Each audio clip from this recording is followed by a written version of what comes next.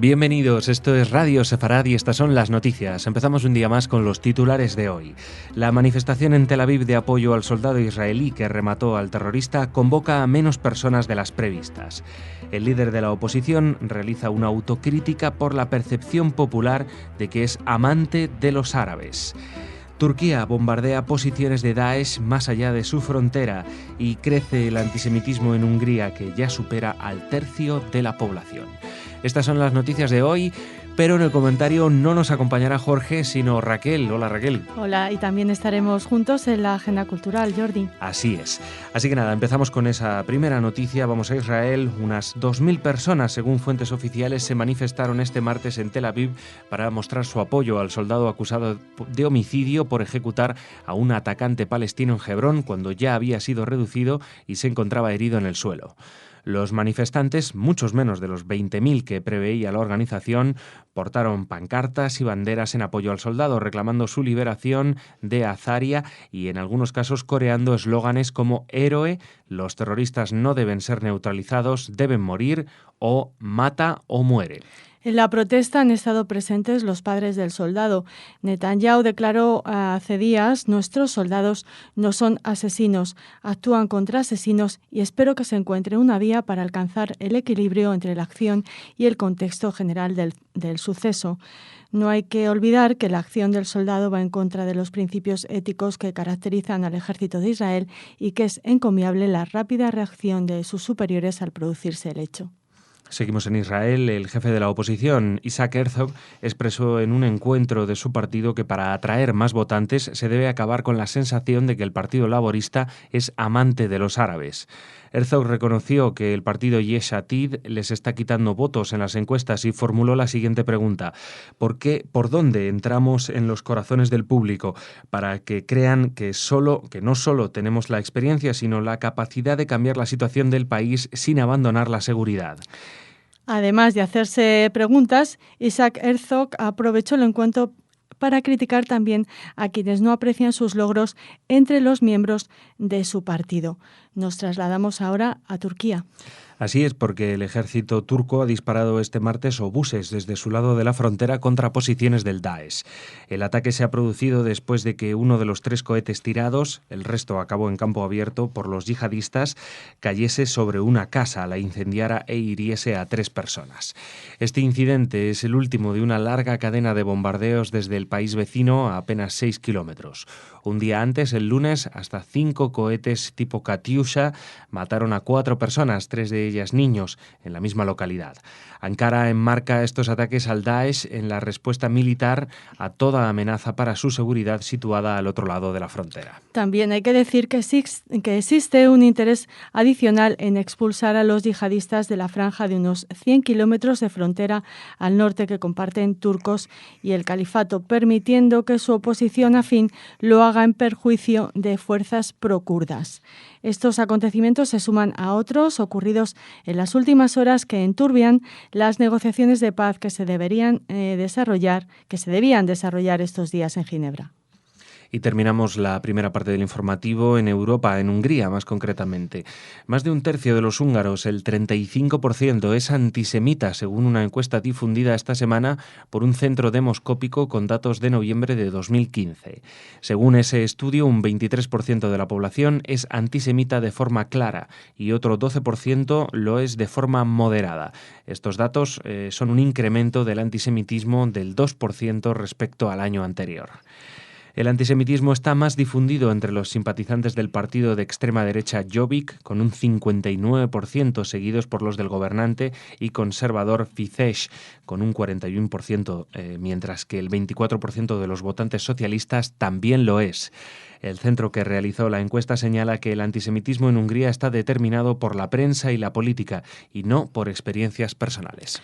En la entrevista ofrecida esta semana a Radio Sefarad por Enikö Győri, la embajadora de Hungría en España, con motivo de la presentación del acto España y los supervivientes del Holocausto húngaro, Memorias contadas, la embajadora reconoció la existencia en su país de antisemitismo, pero quiso poner en evidencia que no se han dado acciones violentas en este sentido, aunque sí reconoció y definió como preocupante el ascenso de determinados partidos.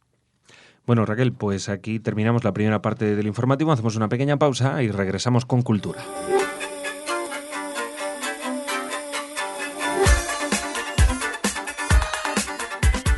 Y aquí estamos, Jordi. Sí, muy pequeña la pausa, como prometíamos. Y ya, también como prometíamos, hablamos de cultura. ¿Qué tienes ahí, Raquel? Bueno, pues ya les habíamos hablado ayer de la Noche de los Libros, que va a protagonizar muchos eventos por todo nuestro país, y en concreto nos vamos a fijar en el que se celebra en el Centro Sefarad Israel. Acerca de la influencia de la literatura israelí en el panorama literario mundial, dialogará la escritora y crítica y buena amiga de Radio Sefarad, Mercedes Monmany, con Fernando Rodríguez de la Fuente, su director del diario ABC. La undécima edición de esta Noche de los Libros contará de nuevo con Centro Sefarad. Siempre se une a esta iniciativa, que desplegará un mapa de literatura contemporánea de la mano del enciclopédico e interesantísimo volumen firmado por Mercedes Monmany, Por las fronteras de Europa, donde ha reunido una galería de obras y autores en lengua alemana, inglesa, francesa, portuguesa, italiana, rusa, hebrea, turca, holandesa, sin olvidar, por supuesto, el mosaico centroeuropeo, los Balcanes o los países nórdicos. Son varios, esto es lo que nos interesa a nosotros, los autores israelíes destacados en Por las fronteras de Europa, desde Aaron Appelfeld, pasando por Amela Einat, Edith Zertal, Edgar Keret, David Grossman. Acerca de ellos y de la influencia de la literatura israelí en el panorama literario mundial hablarán Mercedes Monmany y Fernando Rodríguez de la Fuente, como ya les hemos dicho, su director del diario ABC. Tras el intercambio de opiniones y la charla, y seguro que despierta también las preguntas, el interés del público asistente, actuará el dúo Cuentos y Cantos, quienes escenificarán algunos relatos originarios de la tradición yiddish de raíz al tiempo judía y centroeuropea. Será el próximo 21 de abril a las 7 de la tarde en la sede madrileña del Centro Sefarad Israel en el Palacio de Cañete. Pues nada, preciosa iniciativa, la que lleva haciéndose desde hace años en Madrid, no solo con el tema de los libros, que este año cobra quizá mayor interés aún por esa cifra redonda en el aniversario, ¿no? Claro, gracias por recordarlo, Jordi, sí, porque hoy precisamente nuestro marcapáginas está dedicado, gracias a un libro firmado por Pilar Romeu, a la versión aljamiada de los 8 primeros capítulos del Quijote. Bueno, pues está dedicado a este 400 aniversario de la muerte de Miguel de Cervantes. Pocos libros hay más traducidos a más idiomas que el Quijote.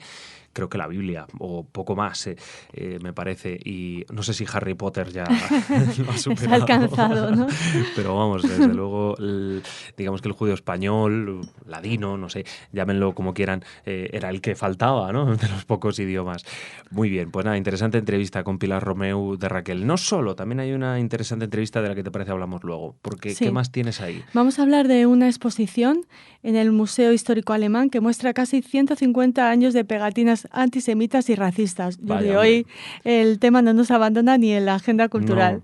Bueno, pues este museo ha inaugurado una exposición de pegatinas antisemitas y racistas, algunas con casi 150 años de historia, como les decíamos al principio, que ilustra el poder que puede tener estos trocitos de papel aparentemente inofensivos para difundir y afianzar en la sociedad una determinada y excluyente visión del mundo. Se trata de una muestra de una actualidad alarmante en la que el racismo, la xenofobia y la exclusión están más presentes que nunca en Alemania. Esto ha afirmado Alexander Koch, el presidente de la Fundación Museo Histórico Alemán, durante la presentación de esta muestra. La exposición recoge alrededor de 600 notas adhesivas, sellos y cromos de coleccionista, timbres y pegatinas, tanto originales como reproducciones que abarcan desde la época del Imperio Alemán y el colonialismo hasta nuestros días, pasando por la República de Weimar y el régimen nazi, lo sitúa en su contexto. Esta muestra parte de una iniciativa de un coleccionista privado, Wolfram Haney, nacido en 1924, de madre judía, que desde hace más de 25 años reúne material antisemita. La exposición arranca con un sello de 1880 con el que un fondo de agitación antisemita pedía donativos para el movimiento y llega hasta la actualidad con ejemplos que abogan por la defensa de los valores germanos, la salvación del occidente cristiano, la expulsión de inmigrantes y refugiados, el boicot a Israel y el desmantelamiento de las mezquitas en Alemania. Así, muchas de las pegatinas expuestas también forman parte de la colección de Irmela Mesa-Schramm, que desde hace 30 años se dedica a eliminar del paisaje urbano toda clase de adhesivos racistas y antisemitas después de fotografiarlos y tomar nota del lugar y la fecha en la que los encontró. O sea que no solo Wolfram Haney es el que ha proporcionado los fondos de esta exposición, sino también esta mujer que hace este trabajo a pie de calle tan interesante. La muestra podrá verse hasta el 31 de julio y se cierra con un taller interactivo en la que los visitantes pueden elaborar sus propias pegatinas, en este caso con mensajes contrarios al antisemitismo y al racismo, y adherirlas a un enorme panel que representa la silueta de una ciudad. ¿Quién no ha visto esos desagradables adhesivos en paradas de autobuses, señales de tráfico, papeleras, ¿verdad? A día de hoy lo vemos en todas partes. Todo el rato.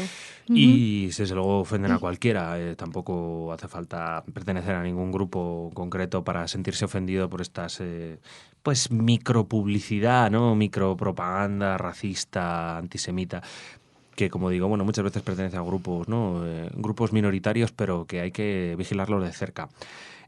Bueno, pues nada, Raquel, no sé si tienes alguna cosa más. Sí, terminamos con una propuesta cinematográfica, una película que se estrenará el próximo 29 de abril, se llama El caso Fritz Bauer, y ya muchos de nuestros oyentes habrán adivinado que se centra en la figura de este fiscal, quien 12 años después del final de la era nazi, cuando la mayoría de los ciudadanos alemanes querían dejar atrás los horrores experimentados, bueno, pues él se comprometió con la detención de aquellos que participaron en los crímenes nazis. En contra de los tribunales alemanes, este fiscal investigará el paradero de uno de los criminales más importantes, de los más importantes jerarcas nazis, Adolf Eichmann, y tratará de llevar al criminal ante la justicia, aunque en ocasiones será saboteado por personas involucradas en la película. De esto en la política, perdón, de esto nos habla la película que presenta Caramel Films aquí en España este 29 de abril.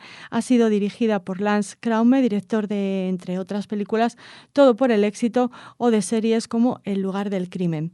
Les ponemos un poco en contexto. En 1959, Bauer consiguió que la Corte Federal de Justicia trasladara la investigación y la decisión de la materia penal relacionada con el campo de exterminio de Auschwitz al Tribunal Provincial de Frankfurt.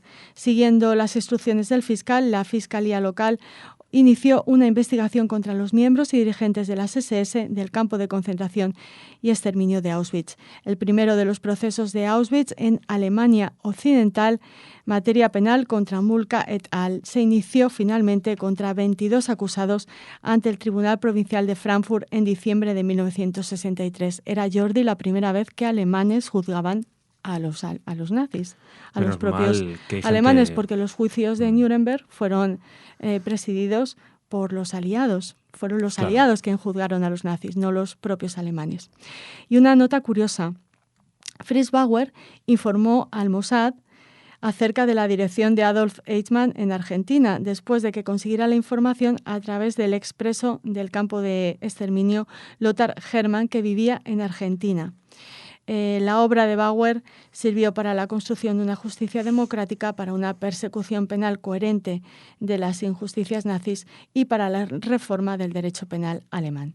Así que hablaremos con los responsables de esta película. Siempre hay gente con tenacidad y valor suficiente y también hay orgullo. Que decir que Fritz Bauer era judío, aunque no era un judío practicante, pero bueno. Claro. Bueno, da igual, el caso es que siempre hay gente que tiene el valor necesario como para, bueno, pues no conformarse, no quedarse, quizá lo que siempre te digo, lo más cómodo hubiera sido, bueno, ya pasó, no vamos a abrir heridas del pasado, no, sí, hay que abrirlas a veces y es necesario, y si no, esta gente se hubiera ido de rositas, muchos lo hicieron, de hecho. Desde luego muchos se ampararon en Latinoamérica y no se supo nada más de ellos, y esto pues es terrible. Y en la propia Alemania. También incluso, ¿verdad? Te decía Latinoamérica porque por era hablar algo de más. Austria y otros, bueno, Claro, Brasil, sí, o en España. En España Claro. incluso los tuvimos, por desgracia, dando lecciones también de Ujú. cómo había que hacer las cosas. Sí. Pero bueno, eso ya es el colmo de los colmos, vamos. En fin, Raquel, la justicia es una cosa complicada, pero hay que perseguirla. Gracias. Hasta Nos mañana, vemos Jordi. Mañana veremos si viene Jorge, si puede estar ya con nosotros, pero bueno, igualmente habrá noticias en Radio Sefarad. Hasta entonces.